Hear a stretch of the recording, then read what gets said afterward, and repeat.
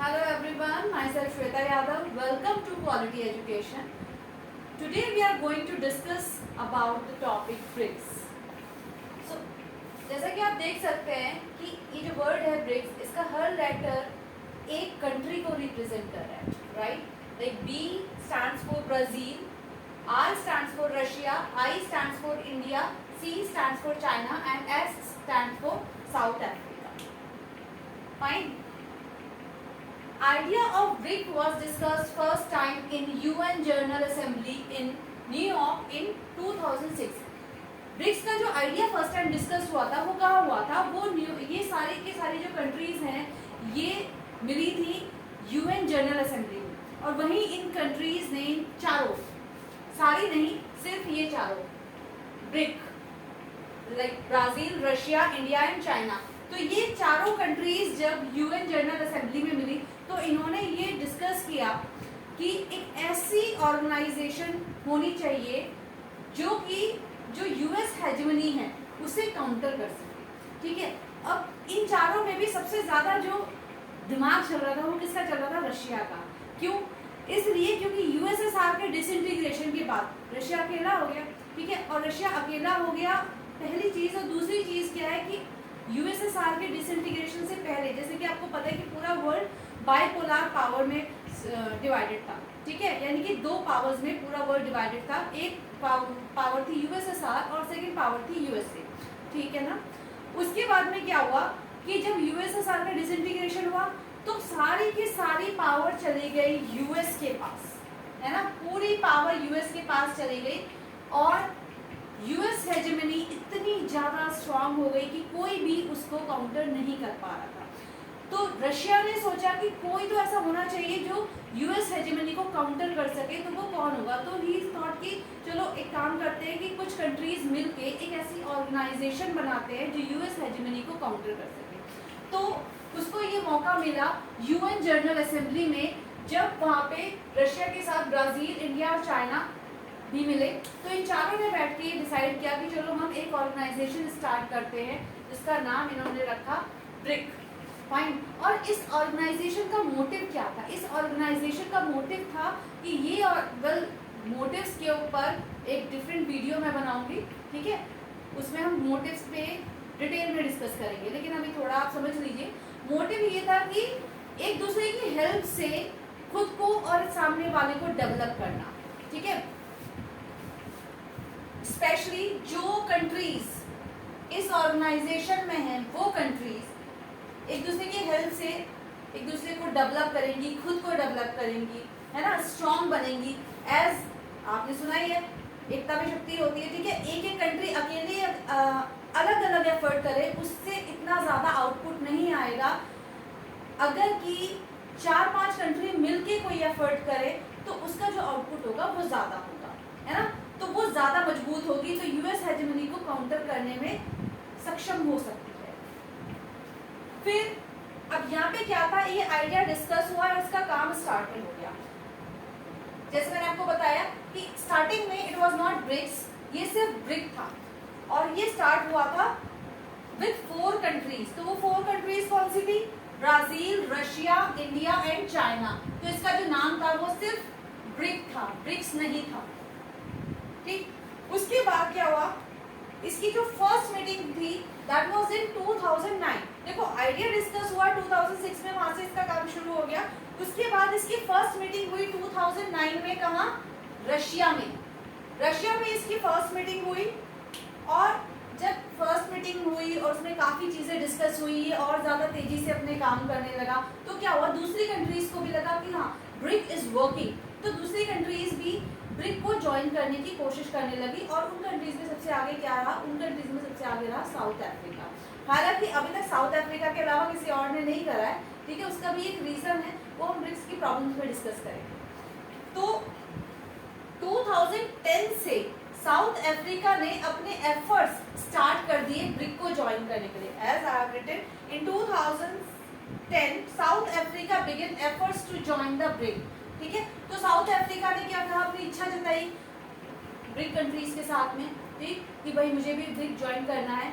और फिर 2010 से स्टार्ट हुआ ये प्रोसेस एंड फाइनली 2011 में साउथ अफ्रीका ने ब्रिक को ज्वाइन कर लिया, ठीक है। South Africa was added in BRIC in 2007 और फिर ये क्या बन गई, फिर ये बन गई ब्रिक्स से ब्रिक्स, ठीक। अब ये ब्रिक्स से ब्रिक्स बन गई, क्यों, क्योंकि इसमें साउथ अफ्रीका ने भी ज्वाइन कर लिया, ठीक है। अच्छा, brick was challenging the US hegemony. जैसे कि आपको स्टार्टिंग में बताया कि इसका जो फाउंडेशन हुआ, उस फाउंडेशन की जो मेन थॉट थी उस फाउंडेशन के पीछे, वो एक्चुअली यूएस हेजेमनी को काउंटर करने के लिए कोई ऑर्गेनाइजेशन बने, यही थी। और इसने ऐसा किया, ये यूएस हेजेमनी को चैलेंज कर रहा था, क्यों, क्योंकि इसमें देखो वर्ल्ड की 3 बहुत बड़ी कंट्रीज इसमें थी। कौन सी? रशिया, दुनिया की पावरफुल कंट्रीज में से एक है, इंडिया एंड चाइना। तो ये 3 वर्ल्ड की बड़ी बड़ी, फिर साउथ अफ्रीका भी इसमें आ गया, ब्राजील भी कोई छोटी मोटी नहीं है। तो ये यूएस हेजेमनी को जो चैलेंज कर रही थी उसके पीछे रीजन था। देखो रशिया बहुत स्ट्रांग है, लाइक डिसइंटीग्रेशन से पहले यूएसएसआर एक बहुत बड़ा ऑर्गेनाइजेशन था, लेकिन उस पूरे ऑर्गेनाइजेशन में जो सबसे स्ट्रांग था, सबसे स्ट्रांग कंट्री थी, दैट वाज रशिया, है ना। और ब्रिक की भी स्टार्टिंग के पीछे कहीं ना कहीं रशिया का बहुत बड़ा कंट्रीब्यूशन है। ये जो थॉट प्रोसेस जो स्टार्ट हुआ, इसमें सबसे ज्यादा जो सोच थी वो रशिया की ही थी। तो इतनी बड़ी बड़ी कंट्रीज है, जिसमें से कि आपको पता है कि चाइना मतलब ट्रेड आर्म्स में रशिया बहुत आगे है, ट्रेडिंग में चाइना बहुत आगे है, ठीक है। और हमारी इंडिया और चाइना की पॉपुलेशन बहुत ज़्यादा है, पॉपुलेशन ज़्यादा है, ट्रेड भी ज़्यादा है, ठीक है। मतलब बहुत सारी चीज़ें हैं इनसे जो इम्पैक्ट डालती हैं, जैसे कि जीडीपी ज़्यादा हो जाती है, ट्रेडिंग ज़्यादा हो जाती है, पॉपुलेशन भी ज़्यादा हो जाती है। तो बहुत सारी चीज़ें हैं, जो ऐसे बहुत सारे फैक्ट्स थे जिनकी वजह से ब्रिक जो था वो चैलेंज कर रहा था यूएस हेजेमनी को, ठीक है। अच्छा, ये तो हमने देखा कि ब्रिक का आइडिया कब डिस्कस हुआ, कब ये बनी, कब इसकी फर्स्ट मीटिंग हुई, लेकिन हमने देखा कि सबने इसको ज्वाइन कर लिया। ये 5 कंट्रीज अब ब्रिक को ज्वाइन कर चुकी है ना, ब्रिक जो है वो ब्रिक्स बन गया है। लेकिन ये इतना आसान नहीं था। जब ये आइडिया डिस्कस हुआ इस फर्स्ट मीटिंग में न्यूयॉर्क में, तो रशिया का तो अपना बेनिफिट था। रशिया का बेनिफिट क्या था? रशिया का बेनिफिट ये था कि रशिया तो ऑलरेडी एक स्ट्रॉन्ग कंपनी थी, कंट्री थी। यूएसएसआर से पहले भी उसका मतलब जब यूएसएसआर का डिसइंटीग्रेशन नहीं हुआ था, at that time Russia was very strong, ठीक है। और डिसइंटीग्रेशन के बाद भी रशिया एक बहुत बड़ी कंट्री रही। इनफैक्ट यूएसएसआर की जितनी भी रिस्पॉन्सिबिलिटीज़ थी डिसइंटीग्रेशन के बाद, वो सारी रिस्पॉन्सिबिलिटीज़ रशिया ने ही अपने ऊपर ले ली, ठीक है। लेकिन ये जो हमारा इंडिया है, इंडिया की सिचुएशन थोड़ी सी अलग थी। इंडिया वॉज इन डिलेमा, ठीक है। क्यों? क्योंकि इंडिया को फ्रीडम मिले में बहुत ज़्यादा वक्त नहीं हुआ था, ठीक है। मतलब ठीक है, आप सोच रहे होंगे बहुत ज़्यादा क्यों, 2006 की बात है और फ्रीडम मिले में बहुत सारा टाइम हो गया था, ठीक है, हो गया था। लेकिन हमारी कंट्री ने जो डेवलपमेंट एक्चुअली स्टार्ट किया वो 91 में स्टार्ट किया बेसिकली। क्यों? क्योंकि जब हमें फ्रीडम मिली तो क्या हुआ, वो फ्रीडम मिली बहुत सारी गरीबी के साथ में, बहुत सारे चैलेंजेस के साथ में, बहुत सारी परेशानियों के साथ में, है ना। और उस वक्त जब हमारा देश आज़ाद हुआ तो हमारे जो प्राइम मिनिस्टर थे पंडित जवाहरलाल नेहरू, उन्होंने उन सारी प्रॉब्लम से डील करने के लिए क्या डिसीजन लिया कि उन्होंने हमारी जो इकोनॉमी थी वो क्लोज इकोनॉमी कर दी। लाइक कि हम किसी भी बाहर की कंट्री से कोई ट्रेड नहीं करेंगे, कोई बाहर की कंट्री हमारे साथ नहीं ट्रेड करेगी। हमारी कंट्री में जितना भी कुछ बनेगा, जितना भी कुछ सेल होगा वो अपनी ही कंट्री का होगा, ठीक है। तो हमारी जो इकोनॉमी थी वो क्लोज थी। लेकिन क्या हुआ कि जब जब स्टार्टिंग थी उस समय के लिए वो उनका जो डिसीजन था वो सही था। लेकिन अब क्या है कि अब कंट्री ने धीरे धीरे धीरे अपने आप को स्टेबल करना शुरू कर दिया था। अब कंट्री इस कंडीशन में आ चुकी थी कि वो ट्रेड कर सके दूसरी कंट्रीज के साथ। पहले कहीं ना कहीं ये डाउट भी था जब फ्रीडम मिली थी कि जब ब्रिटेन आया था, ठीक है, इंडिया में, तो वो इंडिया को कैप्चर करने के लिए नहीं आया था, हमें अपनी कॉलोनी बनाने के लिए नहीं आया था। ब्रिटिश आए थे ट्रेडिंग करने के लिए, और ट्रेडिंग करते करते उन्होंने इंडिया को अपनी कॉलोनी बना लिया। तो कहीं ना कहीं ये थॉट भी था कि कहीं ऐसा ना हो कि अभी हमने जस्ट ब्रिटिशर्स से छुटकारा लिया है और फिर से कोई और ट्रेडिंग के बहाने कोई और आया और हम पे हमें अपनी कॉलोनी बना ले। तो इसलिए जो थे पंडित जवाहरलाल नेहरू, वो नहीं चाहते थे कि इंडिया में कोई भी कंट्री ज़्यादा आए जाए या कुछ भी हो, किसी भी तरीके का कोई लिंक हो, कोई इन पे प्रेशर बनाए या किसी भी तरीके का कोई भी प्रॉब्लम क्रिएट हो, तो इस वजह से उन्होंने जो इकोनॉमी थी हमारी को क्लोज कर ली थी। लेकिन जब कंट्री स्टेबल हो गई तो हमने क्या करा, हमने सोचा कि चलो अब करते हैं और जगह काम करते हैं, दूसरी कंट्रीज के साथ भी कुछ करते हैं। लेकिन उसके लिए क्या था कि हमारे पास ऐसा हमने सिर्फ थोड़ा थोड़ा सोचा था, क्योंकि ट्रेडिंग 1991 से भी पहले भी चली रही थी, लेकिन क्या था बहुत लोअर स्केल पे चल रही थी, बहुत ज़्यादा बड़े स्केल पे नहीं चल रही थी, ऐसी नहीं चल रही थी जिसे आप ग्लोबलाइजेशन का नाम दें, है ना। बहुत छोटी मोटी कैसे, जैसे कि मशीन्स वगैरह आ जा रही थी, है ना, जो कुछ चीज़ें थी जो उन्होंने ओपन कर ली थी, स्पेशली मशीन्स।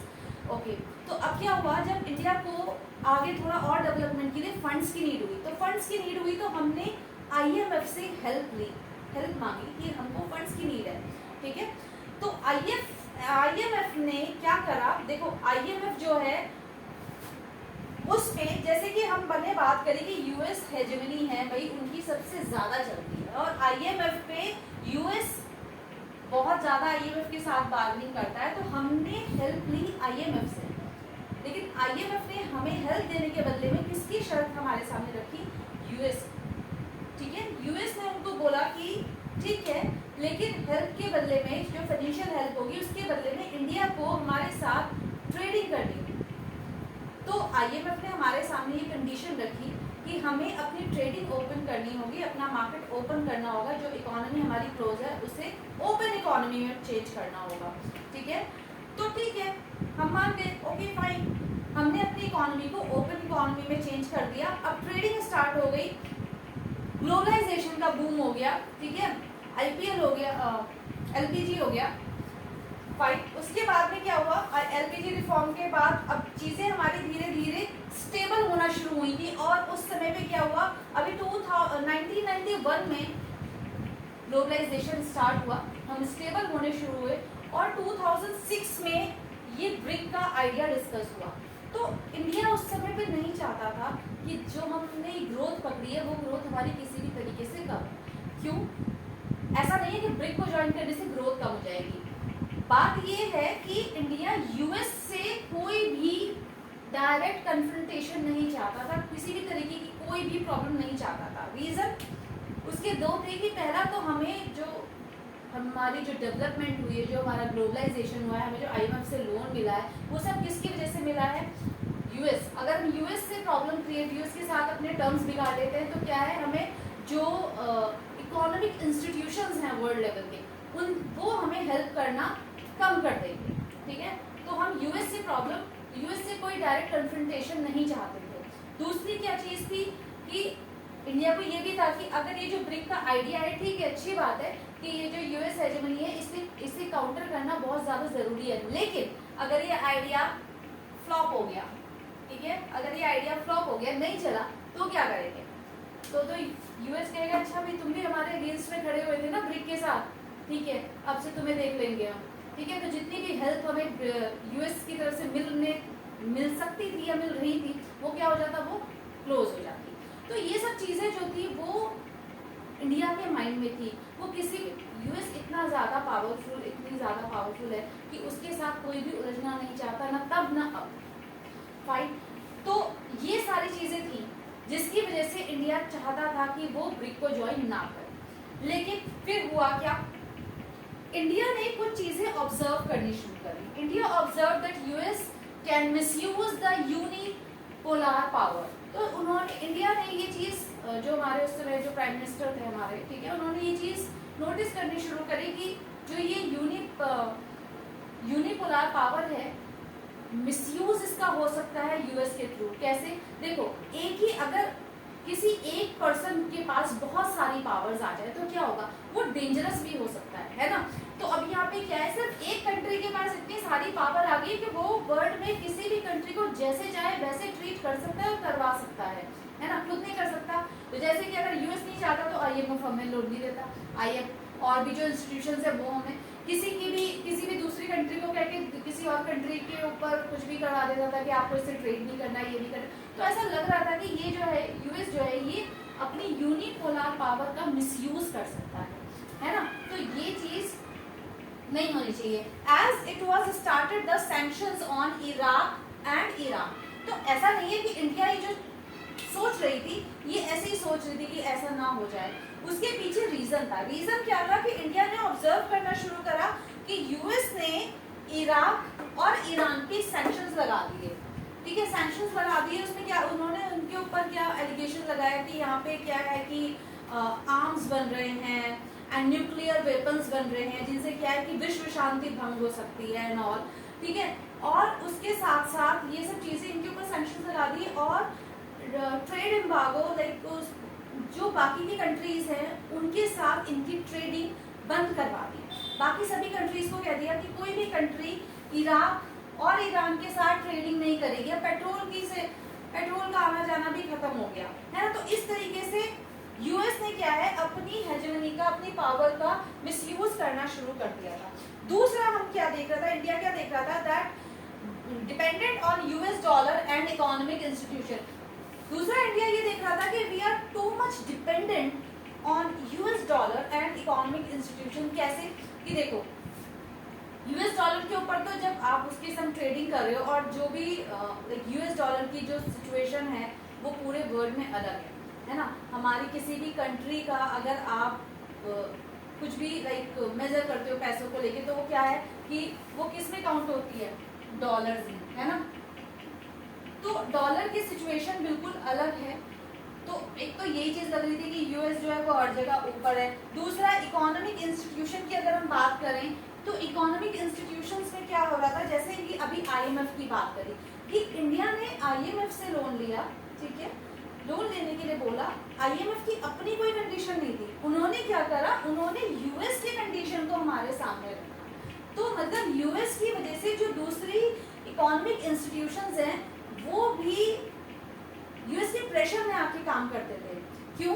क्योंकि वर्ल्ड ट्रेड में सबसे बड़ा जो कंट्रीब्यूशन है वो किसका है, यूएस का है। यूएस वर्ल्ड ट्रेड में सबसे ज्यादा कंट्रीब्यूट करता है, इसलिए जो इकोनॉमिक का इंस्टीट्यूशंस हैं वो यूएस की बार्गेनिंग को मैनेज करते हैं, इसको झेलते हैं, ठीक है। नेक्स्ट आ गया बैलेंस द पावर। तो ये सारी चीजें सोचते सोचते इंडिया ने क्या सोचा, जो फाइनली लाइक डिलेमा में था इंडिया, वो सोच रहा था, एक तरफ उसका मन था कि ब्रिक के आइडिया को साइड कर देते हैं, हमें कोई जरूरत नहीं है, जो जैसा चल रहा है वो चल रहा है। दूसरी तरफ इंडिया चाहता था कि ब्रिक के आइडिया को अडॉप्ट कर लेते हैं, ठीक है। अब इस डिलेमा से बाहर कैसे निकला कि उसने क्या चीज निकाली, इन दोनों बातों के अलावा बैलेंस द पावर। तो इंडिया थॉट उसको यूएस से कोई लड़ाई नहीं करनी थी, कोई झगड़ा नहीं करना था, वो यूएस के अगेंस्ट नहीं था, ठीक है ना, अभी भी है। बस इंडिया ने क्या सोचा कि जो पावर है इसका बैलेंस होना चाहिए। पावर कभी भी यूनिपोलर नहीं होनी चाहिए, या तो वर्ड बाइपोलर हो जैसे कि यूएसएसआर के डिसइंटीग्रेशन से पहले था, या फिर मल्टीपोलर हो। क्यों? क्योंकि अगर यूनिपोलर सिस्टम रहेगा तो जो भी एक कंट्री है जिसकी हेजेमनी है वो कंट्री डेंजरस हो सकती है और पूरी दुनिया के लिए वो खतरनाक बन सकती है ना। तो बस यही तीनों चीजें सोचते हुए इंडिया ने क्या करा, इंडिया इन तीनों चीजों को सोचते हुए इस डिलेमा से बाहर निकला और फाइनली इंडिया ने ब्रिक को ज्वाइन कर लिया। तो ये थी ब्रिक के फाउंडेशन की स्टोरी, ठीक है, ये ब्रिक के फाउंडेशन का था। इसके अलावा आई थॉट कि आपको फाउंडेशन समझ में आ गया होगा, फाउंडेशन से रिलेटेड कोई भी ऐसी आपको कंफ्यूजन नहीं होगी। दूसरी चीज, जितना मैंने आपको समझाया है, अगर आपको अच्छे से समझ आया हो, आपको ये वीडियो अच्छा लगा हो, तो प्लीज मेरे चैनल को लाइक कीजिए, सब्सक्राइब कीजिए और अपने फ्रेंड्स, अपने टीचर्स, अपने सीनियर्स को भी बताएं कि वो चैनल लाइक करें, सब्सक्राइब करें। Thank you so much, have a nice day.